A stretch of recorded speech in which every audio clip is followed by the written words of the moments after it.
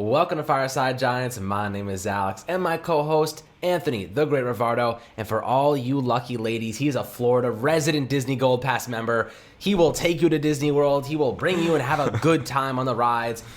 That's Anthony for you. He's a Florida resident Disney Gold Pass member. That's what more me. can you ask? You're basically marrying rich at that point. Come on, like that's insane. When you're going for gold pass member, I don't even think I'm a bronze member. Regardless, we're talking Joe Judge today, guys. We're talking Joe Judge grading report card for the 2020 season rookie deal. But before we dive into that, I do want to unleash one more joke for you guys. Philadelphia Eagles joke. It's pretty relevant to right now. Are you scared of catching the flu? Just hang in the Eagles' end zone. They don't catch anything there. Pretty relevant, right? That's cringy, I know. That's not one of my best ones. I thought it was pretty relevant to the pandemic and quarantining and such, but I thought it was kind of funny. I thought the first one was better. Dude, just what a start to this episode, man. Alex, you killed me, dude. Honestly, Entertainers. I don't know what to say. Oh yeah, You're here to You're a true entertain. entertainer. I mean, like the clowning on my, on me. That was funny, making fun of me and stuff. And then you just had to follow it up with like arguably the worst joke I've heard in the year of 2021 so far. Like that was terrible. It's like 8 days. It's been like 8 days. There really isn't that much competition. There's They're really definitely only some mine. Competition. I talk to you every single day, so I have competition to stack it up with the past It's 8 only days me. of jokes I'm that just you make. competing with myself. Well, this is the worst one you've made so far. That's my point. So anyway, right now, as you're watching this, I'm in Disney World, probably, unless you're watching it a day later, and I'll be back home. But we're recording this a day before I go to Disney, and so that's why he made that joke about me being in Disney and having a pass, because I am a pass holder, so maybe one day we'll do a He's Disney. a gold maybe, pass member. I am a All gold you pass lucky member. ladies. Maybe one day... Maybe one day we will do a meetup with some fans in Disney World. I could definitely do that since I am a Gold Pass member, so stay tuned for that. Only gold diggers allowed. Probably join the Discord so that you could find out when that's going to happen, so because we'll make the announcement there. But anyway, yes, I want to talk about my guy, Joe Judge. Everybody knows me. I'm the self-proclaimed leader of the Joe Judge fan club. I would die on a hill for Joe Judge. I would do anything for that man. I love that man. Joe Judge is my king. Right? We are all aware of this. So now we're going to talk about him. We're going to grade him, and we're going to try not to be super biased about it, even though clearly I am super biased about it, since I just mentioned how I would literally sacrifice my life for Joe Judge. But we're going to grade him anyway on his offseason, his coaching staff, his regular season, all the things that he did. We have a rubric. It should be on the screen now unless I forget to edit it, but I shouldn't. I should do it. So we're going to grade it. First thing we're going to start off with is the offseason. Now, the first thing we're going to talk about is free agency because that's what happens first in the offseason. So in terms of the free agency, I personally give him an A. I know that the offseason is really more of a Dave Gettleman thing to grade, but we're just going to grade the both of them in tandem, kind of, I guess. And really, the Giants had a great offseason in 2020. You know me, I'm not a big Gettleman guy. I can really make a whole list of reasons why I don't like the things that he's done in the past, but this past offseason was excellent. It's pretty objective and undeniable that him and Joe Judge working in tandem did a phenomenal job in the 2020 offseason in the draft and free agency. In free agency, I give him an A. The signing of James Bradberry and Blake Martinez and Graham Gano and Logan Ryan, all of these moves were enough for me to say this is an A to maybe even A+ offseason. They absolutely hit a home run in free agency, stretching all the way from March to August. They were signing players. They signed Logan Ryan all the way in August, and then Graham Gano as well. Gano and Logan Ryan have already gotten contract extensions with this team, showing that they were home run signings. James Bradberry and Leonard Williams, we just talked about them, how they should have been on the All-Pro team. They were snubbed. Okay, whatever. They were still phenomenal. They still played at a really high elite level, both of those players. When you look at those contracts, too, they're 3-year deals. I like the way that they were set up. Just all in all, Kyler Fackrell, I thought, was a really nice low-key signing. They signed Marcus Golden to, the lowest amount possible and then traded him for a free 6th-round pick. I mean, I know that Kevin Abrams got a lot of credit for the signing part of that, and then Dave Gettleman with the trade part. But, just in general, this offseason, the free agency moves and the player acquisitions, I give it an A. That's me personally. I think Alex would tend to agree with me on this. Yeah. I mean, just to go back to the Marcus Golden's signing and whatnot. That's Joe Judge, in my opinion, because that's what the New England Patriots do. They use the free agent tender. Giants never use a free agent tender. The Patriots do. I think Joe Judge came over here and he actually implemented that very, very rarely used thing. Basically, it's 110% of the previous year's salary, and they turned that into a 6th-round pick. So that is how you can essentially buy draft picks in the NFL. And as we know, look at guys like Tay Crowder, Carter Coughlin, Cam Brown, Shane Lemieux. These are all guys drafted in the later rounds of this past most recent year, and they all contributed. 6th-round picks, you never know what you're going to get there. Tay Crowder was the last pick in the draft, and Blake Martinez just said a few days ago that he actually felt like he was calming him down. Tay Crowder was playing like an experienced linebacker, and that's what you get, when you have good player evaluation and stuff. We're going to talk about that too. But I agree with you on that one. For my pick in the first one, essentially, I'm going to go with an A for the draft, because I think that what they did with the players that they did select, the only guy that isn't on the team right now is Chris Williamson, the cornerback out of Minnesota. But everybody else contributed. They filled in when the team had issues at outside linebacker. Carter Coughlin played a bigger role. Cam Brown played a bigger role. He had influence on special teams as well.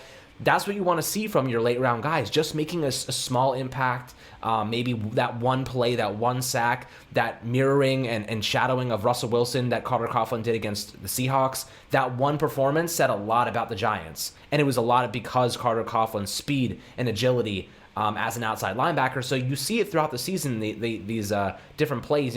Tay Crowder had a few nice plays throughout the year, and that's really what you want to see. And I think the later draft picks hitting is a bigger indication of draft success than the first round. Because those first round guys are supposed to make an impact. You draft them to make an impact immediately at a specific position. Over the long term, you see the progress and the benefits, right? But I think what they did in the later draft picks and the depth pieces that they did acquire, those were phenomenal. I have nothing but good things to say what Joe Judge and Dave Gettleman did. And I think the coaching staff, especially Patrick Graham, I do not want to leave him out of this, had a major say in all these depth pieces, especially on defense, that played a big part.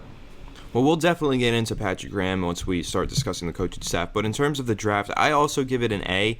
But, a disclaimer, that is subject to change. The draft is not a one-year evaluation process. Dave Gettleman says this, and I actually do agree. You need to give it at least 3 years before you actually judge your draft class. And, sometimes you know right away. You know that these players are busts, like right away, instantly. They're not going to turn into anything. But sometimes you don't know right away. And a lot of the times with the draft, you have to wait and give these guys time to develop. I think it's really encouraging that we saw those late round guys like Carter Coughlin, Tay Crowder. We saw them contribute and make plays. Cam Brown even, he had a game-saving tackle against the Bengals on a punt, So we saw a lot of contributions from guys like that. And then potential, if you want to talk about potential, we saw a ton of potential out of Andrew Thomas. He had a few elite performances. Overall his season was kind of around average, but he really showed down the stretch that he has what it takes to be a really solid left tackle. And then when you talk about Xavier McKinney, he was injured most of the year, comes back in, slowly works in, has maybe a little bit of a rough performance against Baltimore, but then finishes the season really strong. Looks like a star in the making, like we expected him to be. That's another pick that just looked phenomenal. And even back during the draft, we all thought that was a phenomenal pick, along with the Andrew Thomas pick. And then the third round, they even followed that up after those two great picks with Matt Parrott. And I, at the time, absolutely loved that pick because I am a huge Matt Parrott fan. I'm the leader of the Joe Judge fan club, and I just might be the leader of the Matt Parrott fan club as well. I'm a big Matt Parrott guy, so I just like fan clubs, I guess. I'm about to start like a Star Wars fan club as well. Let me know if you're interested. Join the Discord. Maybe we'll make a channel. I'm totally kidding now, but Disney Matt Parrott, yeah, Disney, Star Wars, all that stuff combined. We might make it a channel on the Discord server. But anyway, Matt Parrott, I thought that he played really well this year when he had the opportunity to. He wasn't on the field a ton, but he was still, when he was out there, I thought he played well. He struggled against Baltimore, but you have to remember he did have COVID, so I want to give him a little bit of a break there because I think he was affected by having a week or two off and maybe he was a little rusty. And then you want to talk about 5th round pick Shane Lemieux starting most of the season. That was really surprising to see him on the field as much as he was. No, he wasn't perfect by any means, and maybe he wasn't even good, but he was good enough, and he didn't kill the offensive line, and he was definitely better scheme fit than Will Hernandez was. Unfortunately, I think Hernandez is a better player, but not the better scheme fit. So just overall, you look at this draft class, 1 year removed from it, well, almost, 1 season removed from it, And it's really positive. We can all have really positive feelings towards this draft class. And so, yeah, for now, I give it an A. If for some reason Andrew Thomas, his talents just completely dissipate and ends up being terrible, yeah, it'll change the draft grade in a year or two. But for now, I give it an A. And now I want to hand it over to Alex so we can start discussing that coaching staff that we are, very, very mixed on, actually. Yeah, the coaching staff is a very interesting topic because it was kind of polarizing for the Giants this year, whether it was offense or defense. Obviously, the defense was just astronomically better than the offense, even comparably to 2019. And I did mention this in the previous video when we were talking about the All-Pro snubs. James Bettcher's defense in 2019 ranked 30th, right, in the NFL in points allowed per game at 28.3. Patrick Graham turned that unit around, and I have to say he might be a Disney Gold member too because that guy is an absolute stud. Honestly, because he brought that team from 28.3 points per game to 22.3. That's a 6-point differential. And just to take it a bit further, I've been looking a lot into these statistics. The Giants, they actually kept 9 teams at 20 points or less this year. 9 teams out of 16 games were 20 points or less. James Bettcher only had 4 in 2019. Only had 4 games where they had 20 points or less. And mind you, I think that if you put Pat Shurmur's offense on this team right now, I think that the defense would have been even better because as we continue to evaluate these different units, the offense really held back a lot of these players, a lot of these defenders, and I think a primary reason guys like James Bradbury, Blake Martinez, Leonard Williams didn't make the All-Pro team is because they were on the field so much. It made them look worse than they were. More tackles, more this, more that, more points allowed. I think the offense really did them a disservice when it comes to that. So I do want to see the offense take a step forward. I will give I am wholeheartedly giving the defense an A because I think Patrick Graham is a stud. He's obviously the assistant head coach. I think he's phenomenal. I love what he's done. I love what he's done with the pass rush. He's managed to scheme pass rush every single week. They had over 40 sacks this year, which is incredible based on what they had to work with. Lorenzo Carter tearing his Achilles, O'Shane Eximit is missing the year with a shoulder injury. They were using Carter Coughlin and old man Jabal Shared. Like, come on. That's absurd that they were using those two guys as the primary, pass rushers at outside linebacker. And then, you have the interior defenders who played well. You were dealing with COVID. James Bradbury missed some time. They didn't have a cornerback too. They had Isaac Yiadom playing a majority of snaps for the year. They had Ryan Lewis, who was formerly undrafted by the Bills. They finally figured out Julian Love could ball out at cornerback later on in the year. I think it was just all around what he did with the guys he had, with new faces, a new scheme, free agents, draft picks. It was just absolutely unbelievable. A plus for the defense. Offense, not so much. I'm going to give them a C minus because I think Jason Garrett really just crapped the bed. I think his running game was good, and as Anthony mentioned before, Will Hernandez is a power run blocker. Inside zone power run blocker, and Shane Lemieux is more of a trap blocker outside zone that can swing across the offensive line. He's faster, more nimble, more speedy, has that elusiveness, and I think that was why he did better, and they wanted him in there because he was actually just a better fit, and it seemed to me that the Giants had no respect or faith in their passing game. They had to get in there. They had to keep Lemieux in there because their running game was the only thing that kept them afloat for the most part. So they needed him in there in the outside zone scheme. And he was very fluid in getting across the line to help open up blocks. But that's why I believe Will Hernandez didn't get as much action. He got a few snaps here and there, really just a better pass blocker. But I do think that they view, especially if Jason Garrett sticks around, I think they view Shane Lemieux as a starter. I think he'll work on his pass blocking sets. He'll get better in that category. He actually had his best game of the season against Dallas, so that was a really good sign to see that he was about average in every category. That was a really good thing. But as for the passing, I really do think that the route concepts were crap. I think there was too many hooks, too many stick routes, too many curls, too many short yardage things that didn't even get to the sticks to begin with. I really wish they were using verticals more often, pushing Darius Slay, and there's no excuse for him going from 8 touchdowns in his rookie season to 3 in his second season, and 2 of them came in week 1, and then he just disappeared the rest of the year. That's unacceptable to me. It took him until week 17 to figure out that Sterling Shepard should be a red zone target. He doubled his touchdown production in 1 week, in week 17. They finally got it. I was begging all week for them to utilize him more often, and they finally did it. He scored 2 touchdowns. Good thing they listened to you, Alex. Yeah, and like honestly, because Anthony and I had been harping on this. Sterling Shepard needs more work. He needs more red zone targets. They listen, bro. I'm telling you, they listen. Dude, they're listening because it worked. And then you look at Dante Pettis, another guy that we were harping about and really hoping he would get more action. He scored a touchdown. He looked really good.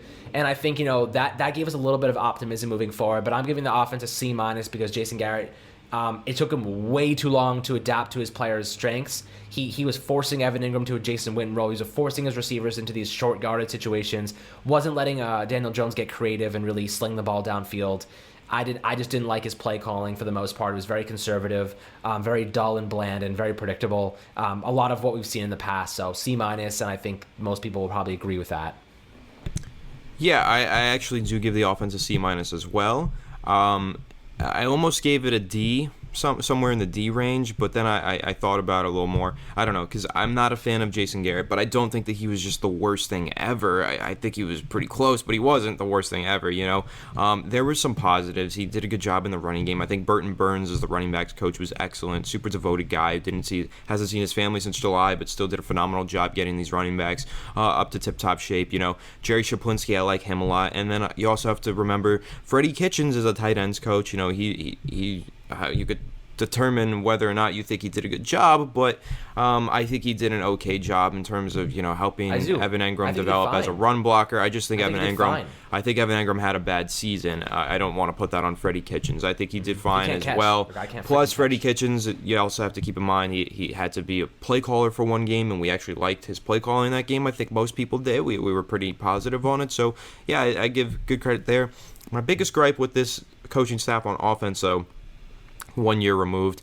Well, of course, I'm not the biggest fan of Jason Garrett and his playbook. But then, of course, Mark Colombo, that didn't work out, And I give credit to Judge. We're going to give him credit in another section of his grading for the way he handled that situation. But overall, he missed on that offensive line coach and had to change the offensive line coach and replace him mid-season. That he should remove some or get docked in his grading for that, in my opinion. So I will dock him there. And then in terms of the defense, I give it an A+. Our linebacker coach was hired as head coach of a college team. He was so good, and we knew that was going to happen.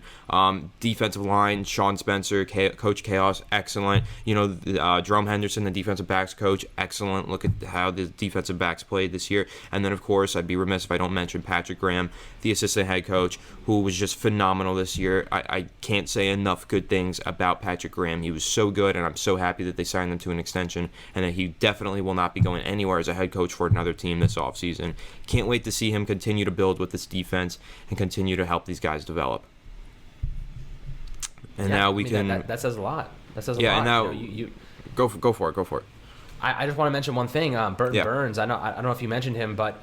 I did. The guy, you mentioned him, and I want to shout out him for a second because the guy didn't see his family since July to be a part of this season. And that says a lot to me about the dedication these coaches have to the Giants and Joe Judge, and really the commitment they have. And Burton Burns is no joke, guys. No joke. He helped Mark Ingram and Derrick Henry. He helped Mark Ingram and Derrick Henry become Heisman Trophy winners at Alabama. And I think with Saquon Barkley, when he gets a full season on him, it's going to be unbelievable. If Saquon Barkley returns 100% healthy and he's ready to go in 2021, Burton Burns is going to make him an insane running back. It just really comes down to the play calling, and that's why I don't trust Jason Garrett, because he does not use his receivers enough in the passing game.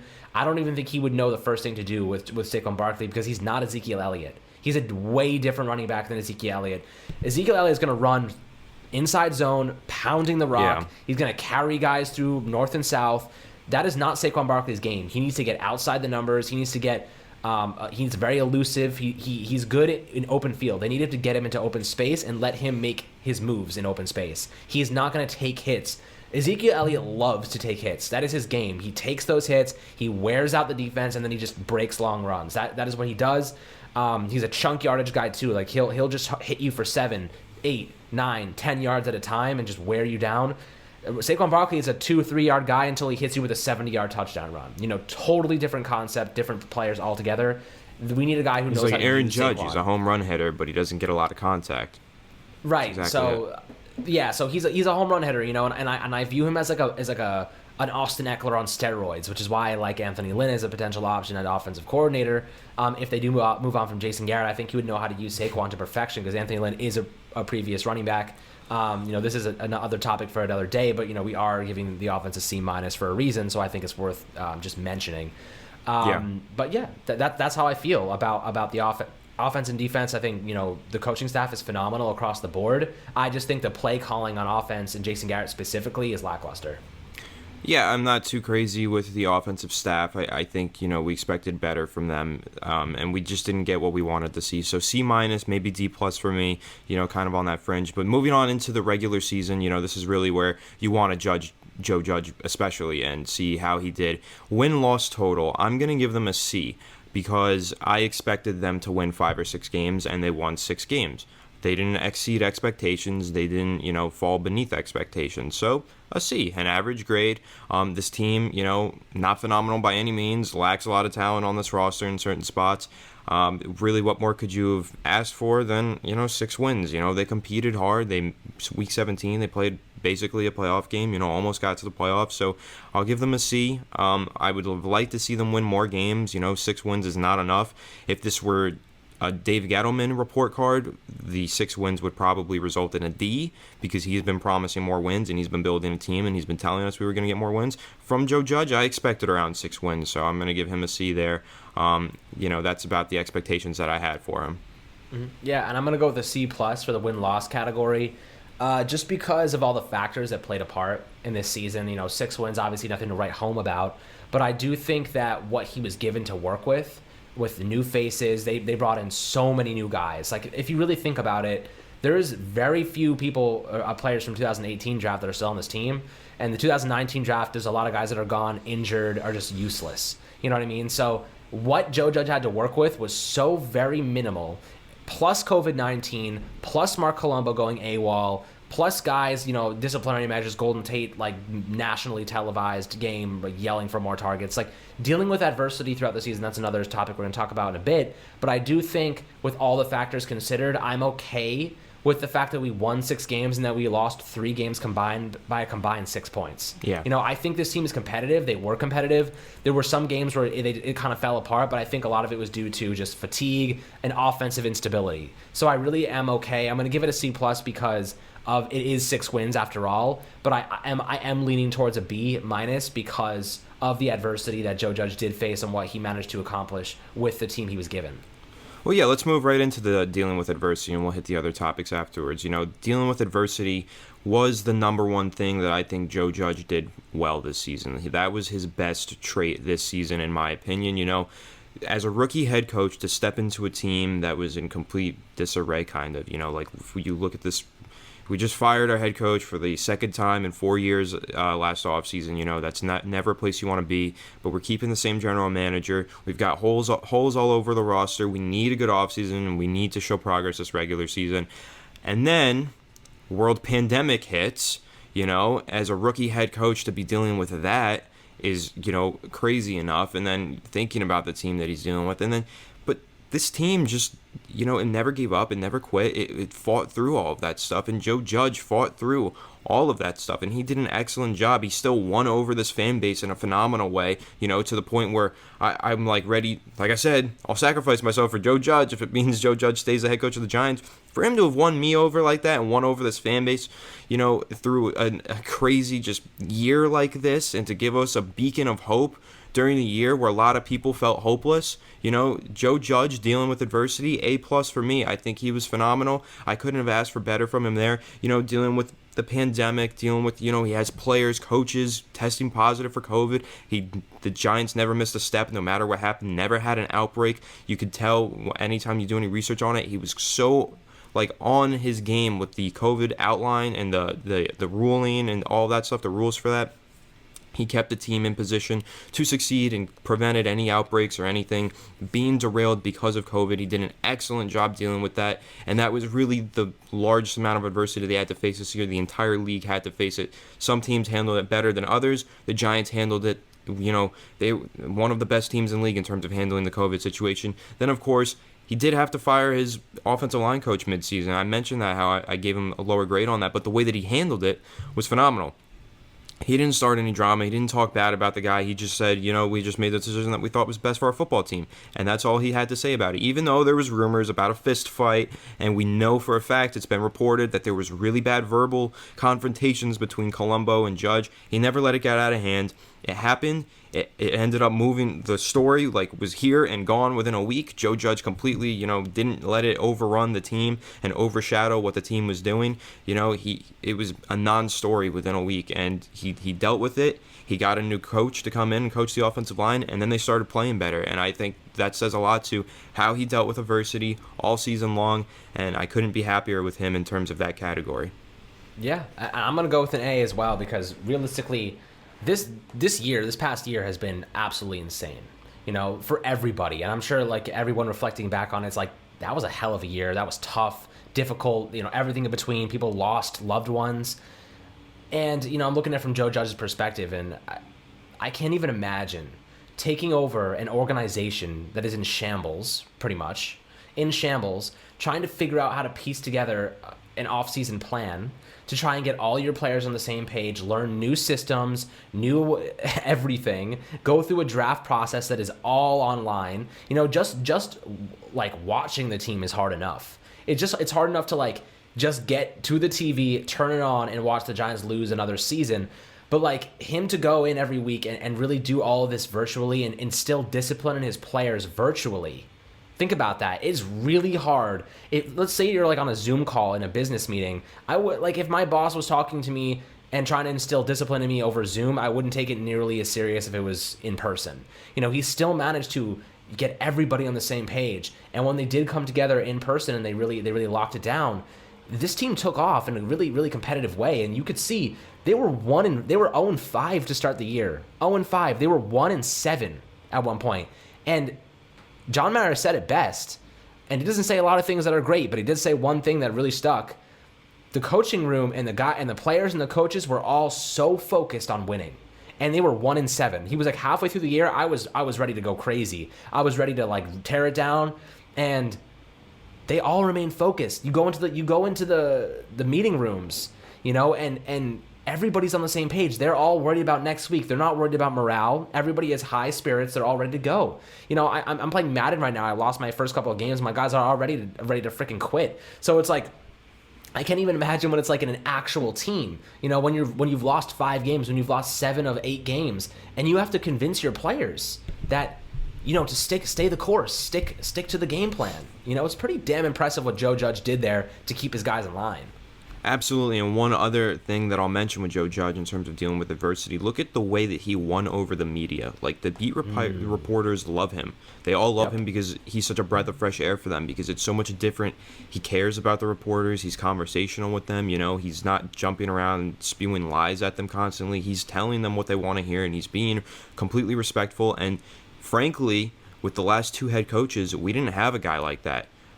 Not to be, super rude about it, but Ben McAdoo and Pat Shurmur absolutely sucked with dealing with the media. The reporters hated them. They hated talking to them. They did not enjoy going in and reporting them. The beacon that they had was Eli Manning. They loved to go interview Eli Manning because he was excellent with the media, of course, always throughout his entire career. But now we have a head coach who knows how to deal with the media, and that's been huge for us in terms of, managing headlines and storylines and distractions. Joe Judge really wrapped all that up and did an excellent job with that this season. So in terms of, now we're going to talk about how he did on the field, right? His in-game decisions. I give him a B. I think, a lot of the times he did a good job. There were some blips, though. He's a rookie head coach. He wasn't perfect. Sometimes I think he should have used a timeout here, timeout there, challenge flag here, no challenge flag there. Things like that, right? And then, of course, when you think about in-game decisions with Joe Judge, I think about the decision against the Cleveland Browns to throw to Nick Gates. That's one that Alex and I have debated really harshly. I'm actually not that big of an opponent of that play call. I don't mind the Riley Dixon pass. There was an open man. He just had to hit him. The execution. Yes, we're on in-game decisions. I don't want to talk about that play anymore, but listen, that's just an example. His in-game decisions weren't perfect this year. Joe Judge was great. His in-game decisions, he did make a few mistakes. He'd be the first guy to tell you that. He said it countless times in the press conferences that he's done all season. He said that he had made some mistakes, and I agree. So I'll give him a B there because I think for the most part he did a solid job. It wasn't remember last season with Pat Shurmur, there were some games where we know all we had to do was call a timeout, and then he just would let the clock run. His in-game decisions were a D or lower. Like, he was bad at that. It was really bad. We didn't have too many issues with that this season. There were some moments where Joe Judge could have been better, but overall, I'll give him a B. Rookie head coach, made some rookie mistakes. Overall, he was pretty solid. Yeah, I mean, I'm going to go with a B- just because that one play call you mentioned, punter throwing to a center like that. It works, it was bro. One just play. Poorly executed. It was okay. It was All one right, play, you know, which is like, you know, it's an anomaly, you could say, because there's only one play that really like stood out to me that way. But I do think the Giants, it wasn't. I don't want to give Joe Judge the B-. I want to give the coordinators more of the B-. I think Patrick Graham did a pretty good job, but I think Jason Garrett really just dragged everybody down with his decision making. Just not going to the sticks. Like, his receivers literally aren't running past the first down marker on 3rd and 10 or 3rd and 8. You know, they're running 5 yards. Like, this is a problem. That he's not calling plays to get his guys open in important situations, taking shots downfield, whatnot. You know, I can go on all day about it, but reality is, I think he really dragged it down. I think Joe Judge's influence and really when it came down to the time management was rather good. I liked how the Giants played their game. I think he did a pretty decent job. I'd probably say I'd give him an average like B-, like I said in the beginning. Just because it was his first year, there's always something to learn. You know, like, he did come in here and you try to go through every single different scenario possible, but sometimes, like, there's just too many. You know, football is a game. Like, have you ever seen the Twitter account, like, Scoreagami? Like, there's literally any score. It's actually pretty cool. Like, every time there's, like, a unique score, they're like, oh, it's Scoreagami. And, like, you know, in a football game, you never know. Every scenario is so vastly different with the amount of time that's on the clock, how many timeouts you have, your personnel available. Maybe your quarterback's out, so it takes away your playbook. You can't call a specific play. You're trying to clock it, whatnot. There's so many things going on. You can't really always plan for everything. So I think for the most part, I think he did a pretty good job despite every scenario that did arise. But I do think he can improve. There's always room for improvement. So I'm going to give him like a pretty average grade just because I think we haven't seen the best of Joe Judge. It was a learning process. And for a first-year rookie head coach, it was damn good. Yeah, I absolutely agree. You know, he could have been better, but he did a good job as a rookie. So that's in-game decisions. Now we'll move on to player development. We'll talk about how these players improved week to week. Player development, I give him a B+. I don't think that he was perfect. You know, I saw a lot of improvement on the defensive side of the ball. The defensive line was great from start to finish. The linebackers, we saw a lot of great development from Tay Crowder and those edge rushers as well. Carter Coughlin came around, a lot of great development there. Cornerback 2, the development, unbelievable, really. You know, how we actually ended up having capable players on the outside opposite of James Bradbury towards the end of the year. You know, beginning we were like, oh my god, this is gonna be a long year with the CB2 position, right? No, they ended up playing pretty well. You know, Ryan Lewis ended up coming in playing some good games before he got hurt. Isaac Yiadom started playing well, and then, you know, he was put to the bench, and then Julian Love comes in. He develops well at outside corner. So, and then in terms of the safeties, you know, Jabril Peppers, I thought made big strides this year. I thought Xavier McKinney developed well towards the end of the year. My gripe is with the defensive or the offensive side of the ball. Sorry, the defense. Yeah, you know, maybe you give them an A something, right? But I give the overall player development a B+, just because I did not see development from Evan Engram. Yeah, he got a little bit better as a run blocker, but overall, this was his worst season of his career, in my opinion. He regressed terribly, and he was a really big liability on the Giants' offense. He was a problem. Daniel Jones, I thought, made a lot of good strides, got hurt, then kind of, you know, took some steps back and then took some steps forward at the end of the year again. So yeah, I think, you know, he developed well. I would have liked to see him develop more somehow, you know, but I don't know how much you want to put that on Judge or Jason Garrett. And then the wide receivers, I feel like they all took a step back this year, Darius Slayton especially. So in terms of the offensive player development, it's not nearly as good as the defense. The defense was so good, that's why he gets a B+. But the offense, Daniel Jones developed. That's more important than anything, so I'll give some credit there. I think Daniel Jones developed at least. But then those skill position players, they just didn't develop the way that they should have. And the offensive line did. The offensive line developed great. Nick Gates, from beginning of the year to the end of the year, whole new player, you know, as some guy that we can really build a future around at center. But in terms of those skill position players, I saw a lot of regression, not development, so that was pretty disappointing. And that's why I'm only giving him a B+ and not something in the A range. Yeah, that's pretty fair. And, you know, you kind of dove into a lot of the different units, so I'm going to do the same just very briefly and just kind of give, like, very brief explanations of both. I'm going to start with defense. I think the defensive line, especially the interior guys, were phenomenal. I loved their progression. I think they got better as the season went on. Their chemistry improved. Outside linebackers, what Patrick Graham had to work with was basically non-existent. So I think that the way he got the most out of them, and they looked decent down the stretch. Fackrell actually was pretty impactful. I think that was impressive for considering the player value he had. Cornerbacks, I mean, James Bradbury was a beast all year long. I think the way that, I wouldn't say it's player development more so than just like the free agency that we hit on, but I do want to, I'll kind of focus on the younger guys, like Julian Love. I think he grew a lot in this scheme. I think he looked really good at the end of the year, especially at cornerback. I think Xavier McKinney, like you mentioned earlier, in that week 17 game against Dallas, he looked like a stud. 8 tackles, he had an interception, another one that was called back on a Darnay Holmes hold. The guy is going to be a stud in the future. That is something to be sure of. He is going to be a very, very productive player for the Giants, and I think pairing him with Jabril Peppers and Logan Ryan is the perfect match because he has the experience, the veteran leadership around him to help him grow and feel comfortable on defense. As for, let's see, the offense, I guess offensive line, Matt Peart, I think he had some really good games. I think he was better in run blocking, of course, than he was in pass blocking. Still a lot of work to be done, but he has the physical tools. I think we'll see a big jump. A lot of offensive linemen see big jumps from year one to year 2. So expect to see that. I think that Shane Lemieux looked really good in run blocking. He had his best pass blocking game of the year against Dallas in week 17, so another good ending for them. Andrew Thomas, I think, he drastically improved as the season went on.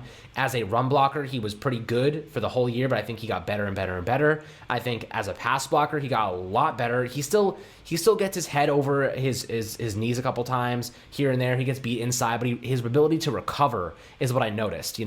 Like earlier on in the year, he would get beat inside, which is a cardinal sin for tackles, and he wouldn't be able to recover. But now he's actually recovering and pushing them across the line of scrimmage, giving Daniel Jones more time. I think he did a pretty good job against Randy Gregory and DeMarcus Lawrence against Dallas in week 17. I think he looked good. So I really like the development on the offensive line. I think there's a lot more work to be done, but something to be optimistic about. Daniel Jones is a huge one. I think he got better in a few categories, including ball protection and pocket awareness. But I do think he regressed in terms of as a passer, just because of the route concepts. It was more Jason Garrett than it was him. I don't want to blame him for his regression as a passer. I think it really was just the play calling. But I do think he has the arm talent and he has the accuracy to be a very, very good quarterback as a pocket passer with good receivers. I think that's why a wide receiver 1 is a priority this offseason. So, Daniel Jones is still up in the air for me. We need to see more in terms of offensive production to really get the most out of him and see what he's capable of. Wide receivers, Darius Slayton took a huge step back. Could have been injuries, could have been play calling, but that was a huge disappointment for me. Some of the younger guys, Austin Mack looked like he actually was decent. He was a good run blocker on the outside. I thought he made some nice catches, some decent routes, just a big body. Evan Ingram, I think he actually played way worse than people think he did. I mean, a lot of people agree with me, but the Pro Bowl thing was kind of ridiculous. The only thing he really did this year was stay healthy. He got a little bit better as a run blocker, but his grading was worse. This was his worst year as a per PFF. Like, take it as you will, but per PFF it was his worst season to date. So consider that. What else do we got here? What other positional groups do we have? You mentioned the defense. You mentioned any defenders, defensive line. Yeah, I think you covered it all. Linebacker. I could say linebacker. The only one that I missed was linebacker, and I believe that Tay Crowder. The player development there was absolutely fantastic. Blake Martinez, I consider that player development because he looked sick this year for the Giants.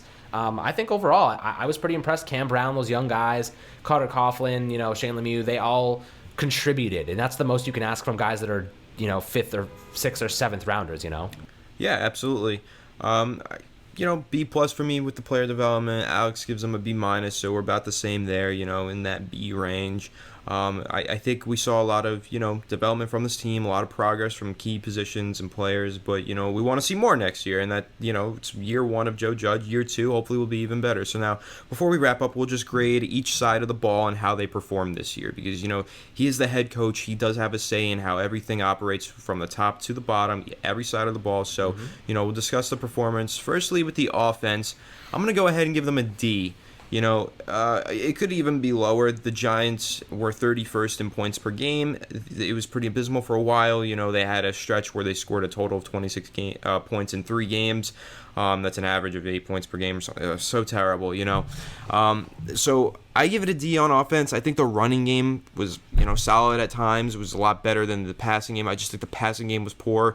I don't know how much you want to put this on Joe Judge or how much you want to put on Jason Garrett, but the offense just didn't perform well this year. And the Giants are well aware of that. They've said that multiple times. They're going to go and they're going to find some playmakers on offense to help Daniel Jones this offseason. So I'm looking forward to that and hoping that, they do find that guy that can help take this offense to another level, because right now we're at the worst level possible. We're at level 0, and we got to get it up at least to level 1 and beyond, because, having less than 20 points per game in the NFL is unacceptable, and you cannot win games like that.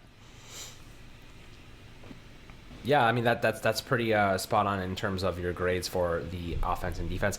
I give the offense a C, and that's because I think the passing game was pretty much inept. It was non-existent. It took way too long for Jason Garrett to figure things out in Week 17 against Dallas, one of the historically bad passing defenses in the NFL. I'm not giving him much credit for that because, again, historically bad pass defense. Historically bad pass defense. I'm going to keep saying that because... I'm going to keep saying it because, I don't give him much credit for beating that kind of talent. You expect to beat that kind of talent even when your offense is not great. So, against better teams, we did not see much production. I will give him a C because the running game looked good. He got the most out of guys like Alfred Morris and Wayne Gallman. That's impressive to me. I think that deserves some credit. But the passing game is a major portion in the NFL these days. The modern-day NFL focuses around throwing downfield and verticals. They did not do enough of that. As for the defense... I'm going to give it a B+. I want to say A, but I'm going to give it a B+ just because I think there's room to improve, and I don't want to give this unit the best grade possible when I do think, there are players. I think Ryan Lewis should have never been playing. I don't think Isaac Yiadom should have ever been playing. I think that Julian Love should have been playing cornerback from the get-go. We had been calling for this since last year. We've been asking for them to give him a chance, and it took him until the last 2 weeks of the year to do it. So I think that's a big con for me. That was really the biggest issue. But, B+, room to improve. I think that's pretty fair. And did you do special teams already? No, not yet. I didn't mention my defense grade either. I'm going to give the defense. Okay. Go ahead. Personally, I am going to give them an A just because in terms of meeting expectations, they absolutely exceeded expectations.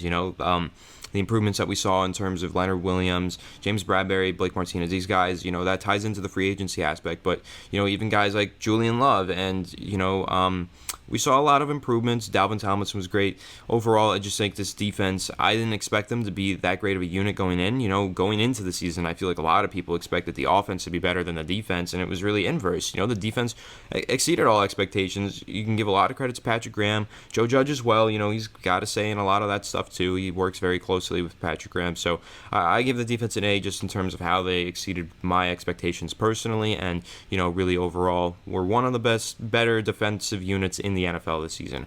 And then in terms of the special teams, I was a little underwhelmed. I'm not going to say that it was a disaster there, but it wasn't as good as I expected it to be. With Joe Judge coming from the special teams coordinator background, I expected it to be a really good unit. At the beginning of the season, the first quarter, and maybe, a little longer, it really was one of the best units. But it started to fall apart during the second half of the season, and that was really concerning and a little annoying, right? Because just every game we were seeing like a fumble from Deion Lewis or, a huge return from the opposing team, right? Where they were Bengals game. They scored one. They almost scored twice, and then Cam Brown saved us, and we won the game because of that. But, special teams, I'm going to give them a C. Saving grace, though, Graham Gano, 31 for 32 on his field goals, hit 97%. We've talked about him plenty of times. We loved him. He was phenomenal. But Riley Dixon, I feel like he took a step backwards. I don't think he developed the way that we wanted him to. He kind of regressed. So overall, just in terms of the overall special teams, I give it a C, average grade. Could have been a lot better, could have been a lot worse. So, and there were times where it did look like a really solid unit. So my grade for that is a C. Yeah, that's pretty fair. I give it a C+ just because I think Graham Gano was their saving grace. Having a good kicker is so important and meaningful in the NFL. He basically kept them in multiple games. He won them multiple games. So I do believe, Graham Gano was the hero for that group, and I think that's why they deserve a C+. Everything else was a disaster. Riley Dixon, as you mentioned, he started the year really strong, and then it really just tapered off from there. I think that I don't know what happened. Maybe it was the snapping. I know Casey Kreider did a really good job, so I don't think it was the snapping. Maybe it was the blocking. Maybe too much pressure in his face. Who knows? But, that's something that Joe Judge, that I kind of blame him for, because that's a guy, that's his unit. That's his strength. And the fact that it fell apart so big in the second half really it said to me, maybe Joe Judge wasn't spending as much time there. Maybe he was trying to help out the offense, the defense, different positional groups. Just was forced to go help out these other guys. So I have no idea what happened on behind the scenes. Joe Judge could answer that question. Something interesting. Maybe we'll get to ask him that in the future. But for that being said, I think C+ is pretty fair based on Graham Gano's success and just the failure over the second half of the year for Riley Dixon and the remainder of the unit. Yeah, overall, I think that's fair. Really, in terms of a final grade for Joe Judge, I'll give him a B+, maybe A-. You think that's a little too extra? It's a 6-win team, so I don't know. B+. I'm going to give him B+. I would say B+. I'm going to give him a B+. A lot left to do. I think Yeah. B+ is fair, based on the cons and the pros that we mentioned. I think what he dealt with in terms of adversity was super impressive to me, and I think that's why if he didn't deal with all that crap, like COVID and everything in between, I'd probably give him like a B-. But I think B+ is fair because of all the adversity and the way he handled it. So that brought up his average a little bit. Yeah. Or a lot of it, really. So that's where I'd stick with. B+ is pretty good round letter to really kind of base your fundamentals around, and then go from there. There's a lot of work to be done, but B+ is a good place to start. Obviously we want to upgrade that to an A next season, and I think we're going to see some growth from this team. Yeah, you're probably surprised that I didn't go ahead and give him an A+, but like I said, I'm trying to be a little unbiased here. I am the leader of the Joe Judge fan club, self-proclaimed, so I absolutely love Judge. I think he did a phenomenal job this year. We've said a lot of great things about him in this video. So as tempted as I am to give him an A+, it wasn't perfect, and it never will be. So just going into year 2, I expect to see even more from Joe Judge. He was phenomenal. I think we all have a lot of hope instilled in us because of him, so I'm gonna give him a B+ this time around, but I'm hoping next year hopefully we can get him up to an A+, and then I could say that without being biased. But if I said it now, I'd be a little too biased, right? So A+, but I guess that'll wrap it up. We've really gone over everything. We've graded Joe Judge's season, and I had a good time doing it, and I'm really excited to see what he can do next year. So if you enjoyed this video, make sure you give it a like, make sure you subscribe if you're new, ring the bell so you don't miss a video, and of course, join the Discord. We just launched the Discord. Alex mentioned it earlier. We have a lot of good things coming with that Discord, in terms of fan interactivity, building a community over there.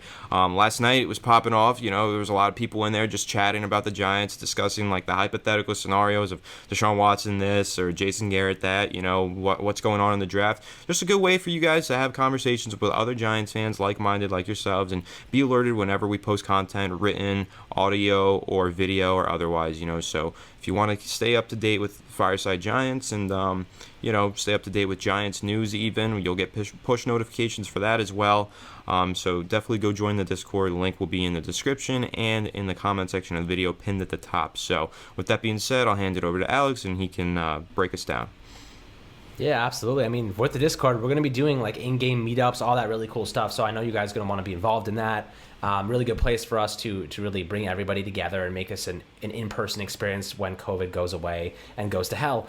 But with that being said, thank you guys so much for all your support. Listening to the video, if you made it through the 47 minutes, much appreciated. We really tried our best. And also, if you see the graphic on the screen on YouTube, go over to YouTube. The graphic will be there, and you can actually list and grade your own. Like, I'd love to see what you guys grade out Joe Judge in this coordinators and how he handled all these different things, the categories that we listed. So that'll be a really great way for us to grade it out and then send it over to us on the Discord so we can all chat about it.